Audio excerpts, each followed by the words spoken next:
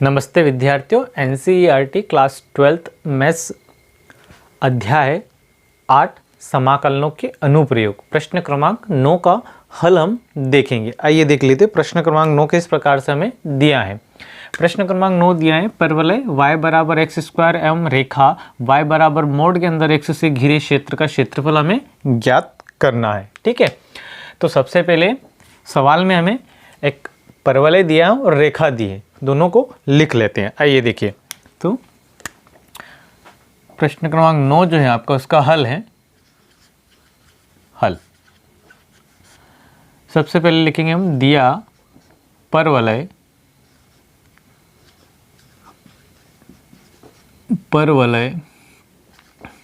का समीकरण। ठीक है, परवलय का समीकरण। परवलय का समीकरण क्या दिया हमें, y बराबर x²। इसको हम इस प्रकार से भी लिख सकते हैं, यहाँ पे लिख लीजिए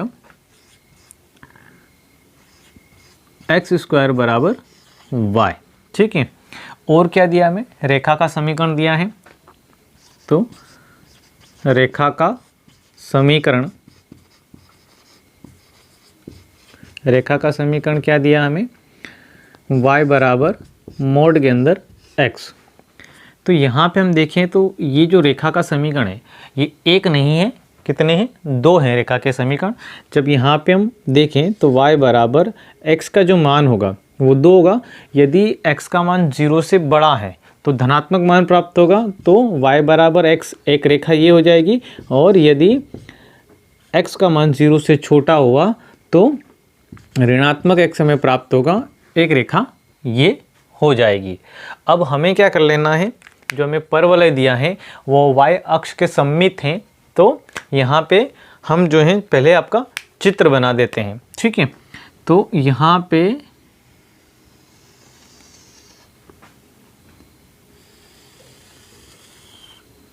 ये हो जाएगा आपका x डैश, ये y और ये y डैश। y अक्ष के सममित आप हमारा परवलय है, तो ये इस प्रकार से बनेगा, शीर्ष जो है इसके मूल बिंदु से होकर जाते हैं। ठीक है, ये हमारा परवलय हो जाएगा। अब यहाँ पे परवलय के बाद हम रेखाओं को डिनोट करेंगे, रेखा y बराबर x और y बराबर -x रेखा। तो यहाँ पे हम देखिए y बराबर x रेखा जो है, धनात्मक रेखा जो है, इसकी यदि प्रवणता की बात की जाए, क्योंकि ये होता है y बराबर mx, तो m प्रवणता है इसकी, तो प्रवणता का मान 1 है। तो यहाँ से यदि मान निकाल ले या इस आधार पे हम रेखा खींचे, तो यह जो रेखा है यह x अक्ष के साथ 45 डिग्री के कोण पर बनेगी। तो ये इस प्रकार से आपकी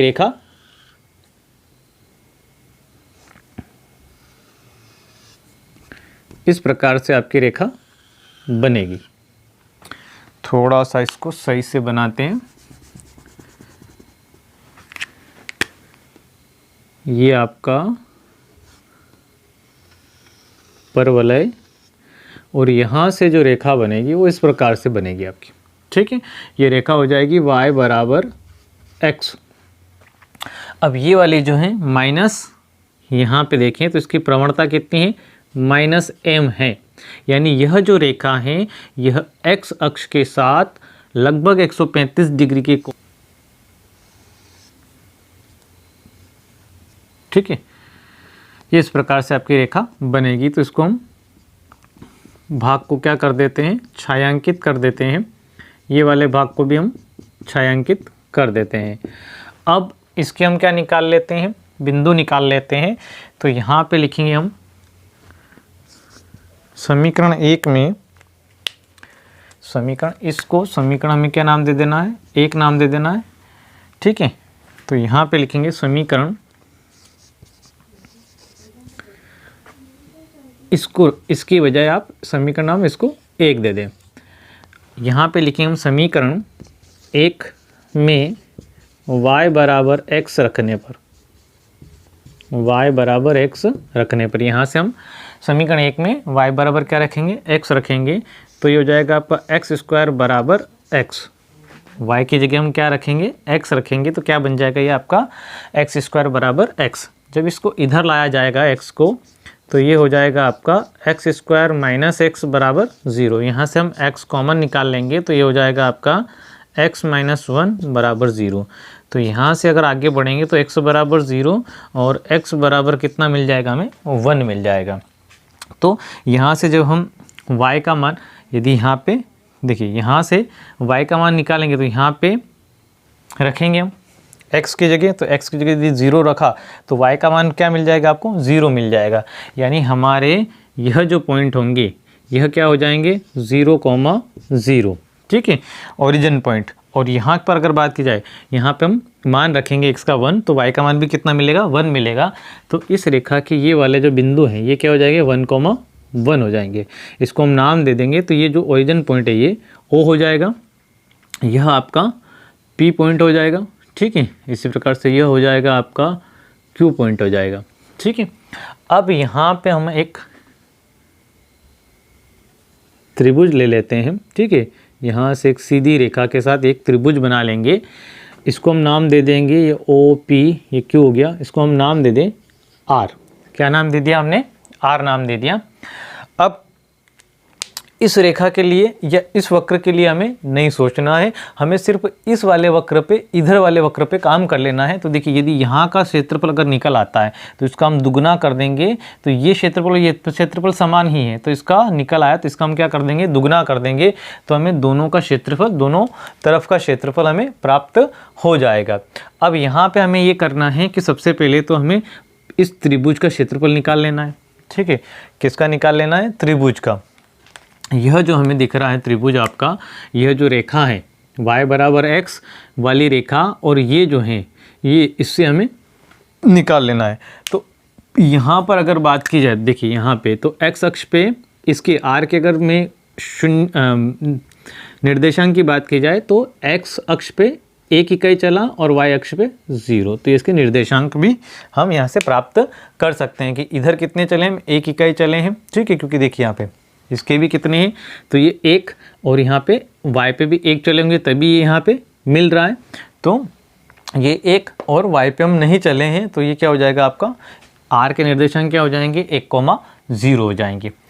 अब यहाँ पे हमें इस त्रिभुज का, ये त्रिभुज का क्षेत्रफल निकाल लेना है और फिर वक्र का जो है, वक्र का क्षेत्रफल, ये जो वक्र द्वारा और x अक्ष द्वारा घिरा क्षेत्रफल ये निकाल लेना है। और इस त्रिभुज के क्षेत्रफल में से इस वाले हिस्से का हम माइनस कर देंगे तो किसका निकल जाएगा, वक्र का क्षेत्रफल निकल जाएगा। और उसका दुगना कर देंगे तो अभिष्ट क्षेत्रफल हमें प्राप्त हो जाएगा। तो देखिए हम सबसे पहले त्रिभुज का निकालते हैं। तो आगे बढ़ते हैं, इसको मैं रफ कर रहा हूँ। आपको क्या करना है, साथ के साथ नोट करते जाना है या फिर स्क्रीनशॉट लेते जाना। आप स्क्रीनशॉट ले लीजिए, इसका स्क्रीनशॉट ले लें आप। अब मैं इसको रफ कर देता हूं।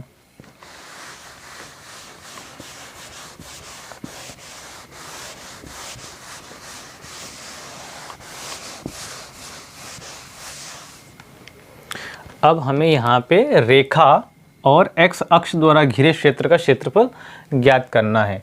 तो यहाँ पे लिखेंगे हम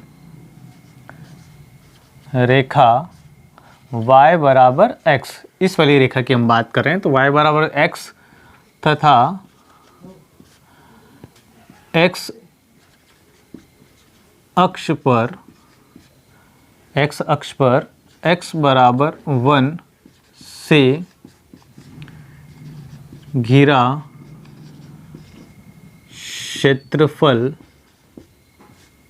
क्षेत्रफल को हम नाम दे दें तो क्या हो जाएगा, क्षेत्रफल आपका ये r है तो ORP और इधर वापस आए तो O, तो ये हो जाएगा आपका ORPO। तो क्षेत्रफल अभिष्ट ये वाला जो है रेखा वाला क्षेत्रफल हम निकालेंगे। तो ये यहाँ से ये इक्वल्स टू यहाँ लगाया मैंने आपका, ये क्या हो जाएगा समाकलन। समाकलन में लिमिट क्या रहेगी आपकी, देखिए 0 से कहाँ तक चल रहे हैं, x अक्ष पे 1 तक चल रहे हैं। तो ये हो जाएगा आपका 0 से 1 और y dx, ठीक है। अब चूंकि हम रेखा के द्वारा क्षेत्रफल निकाल रहे हैं तो यहाँ पे y का मान कितना लेंगे, हम x लेंगे। तो आगे बढ़ेंगे तो ये हो जाएगा आपका 0 1, यहाँ पे कितना हो जाएगा x और ये dx, जब इसका समाकलन हल करते हैं हम तो कितना प्राप्त हो जाएगा हमें, x²/2 और ये 0 से 1। थोड़ा और इसको आगे बढ़ाएं हम तो 1/2 बाहर निकल जाएगा। ये हमारी लिमिट को कितनी हो जाएगी, x की, x² की लिमिट कितनी हो जाएगी, 1 और 0। अब आगे बढ़ेंगे और यहाँ पर हम लिमिट पुट करेंगे तो ये हो जाएगा 1/2, 1 की पावर भी कितनी हो जाएगी यहाँ पे 2 और माइनस यहाँ पे 0 की 0 पावर 2, यानी वो 0 ही बनेगा। ठीक है, तो आगे बढ़ेंगे तो ये हो जाएगा आपका 1/2, 1 की पावर 1 ही होगा, यानी 1/2 इकाई आपका, ठीक है, वर्ग इकाई, वर्ग इकाई, क्षेत्रफल का वर्ग इकाई लगती है। ठीक है, तो ये हो जाएगा आपका 1/2 वर्ग इकाई। ठीक है, यहाँ से हम हल करेंगे तो 1 की पावर 2 1 ही बनेगा, इसका मल्टीपल होगा तो 1/2 ही आपको प्राप्त होगा।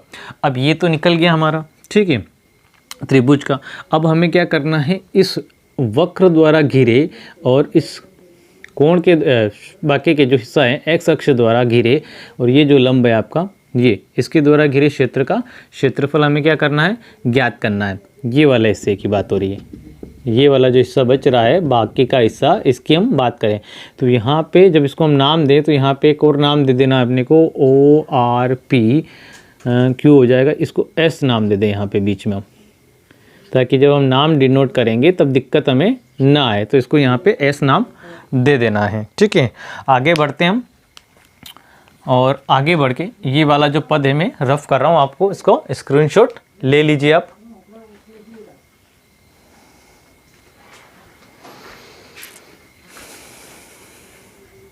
अब हम क्या करते हैं, यह जो वक्र है इसके द्वारा और ये जो x अक्ष है इसके द्वारा घिरा क्षेत्रफल हम निकाल लेंगे। तो यहाँ पे लिखेंगे वक्र, वक्र की जगह आप लिखिए परवलय, परवलय, परवलय एवं परवलय एवं x अक्ष द्वारा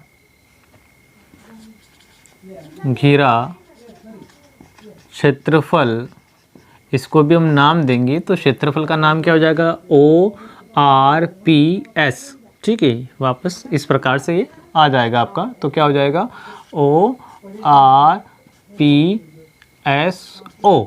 ठीक है, ये यहाँ से ORPSO बराबर, यहाँ पे भी इंटीग्रल कर लेंगे, समाकलन करेंगे, लिमिट यहाँ पे भी क्या रहेगी आपकी 0 से 1, 0 से 1 y dx।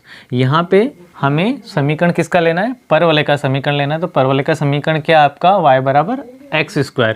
तो यहाँ पे क्या बन जाएगा, ये आपका 0 से 1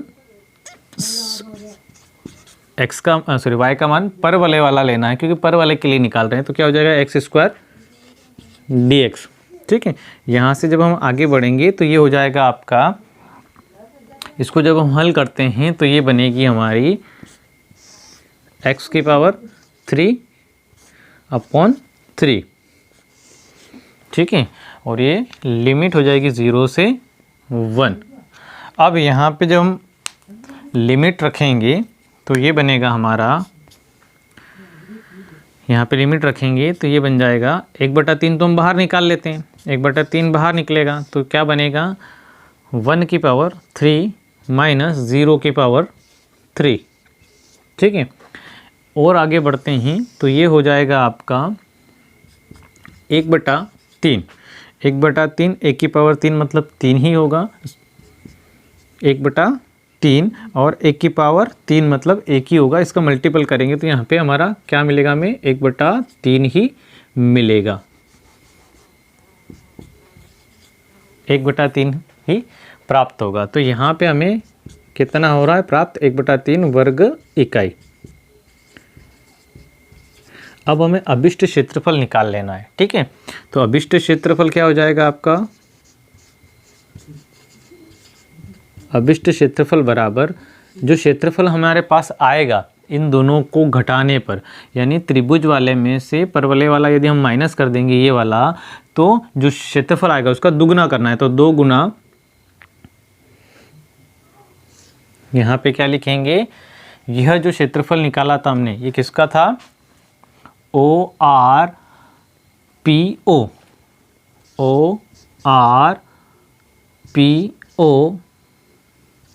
का क्षेत्रफल माइनस ये वाला क्षेत्रफल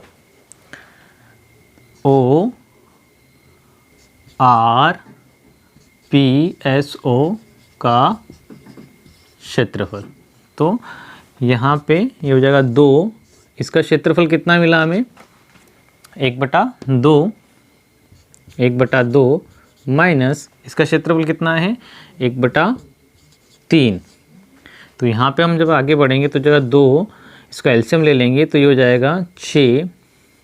यहाँ पे जब हम हल करेंगे तो ये हो जाएगा 3 माइनस 2। आगे बढ़ते हैं तो ये हो जाएगा आपका 2, यहाँ पे जब घटाएंगे तो 1/6, ये कैंसिल आउट हो जाएगा तो ये प्राप्त हो जाएगा हमें 1/3 वर्ग इकाई। और यही अभिष्ट क्या है हमारा क्षेत्रफल है, 1/3 वर्ग इकाई। आई होप आपको क्वेश्चन समझ में आया होगा। यदि क्वेश्चन आपको समझ में आया है तो लाइक करना है, शेयर करना है, कमेंट करना है तथा वीडियो को अपने दोस्तों में भी भेजना है। धन्यवाद।